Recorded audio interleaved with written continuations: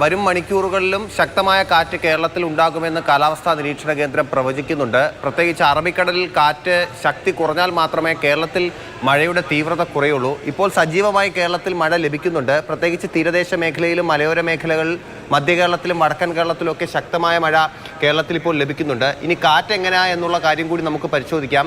അറബിക്കടലിൽ കാറ്റ് ശക്തമായി തന്നെ, പ്രത്യേകിച്ച് കാലവർഷക്കാറ്റ് തീരദേശ മേഖലയിൽ ശക്തമായി തന്നെ വീശുന്നുണ്ട്. അതിൻ്റെ സ്വാധീനത്താലാണ് മഴ വ്യാപകമാകുന്നത്. ഏകദേശം ഒരു 40 മുതൽ 60 കിലോമീറ്റർ വരെ വേഗതയിൽ കാറ്റ് വീശുമെന്നാണ് കാലാവസ്ഥാ നിരീക്ഷണ കേന്ദ്രത്തിൻ്റെ പ്രവചനത്തിൽ പറയുന്നത്. അങ്ങനെയാണെങ്കിൽ ഇന്ന് ഒരു ദിവസം കൂടി ശക്തമായ മഴ കേരളത്തിലെ മധ്യ കേരളത്തിലും ഒപ്പം തന്നെ വടക്കൻ കേരളത്തിലും ഉണ്ടാകുമെന്ന് കാലാവസ്ഥാ നിരീക്ഷണ കേന്ദ്രത്തിൻ്റെ അറിയിപ്പിൽ പറയുന്നുണ്ട്.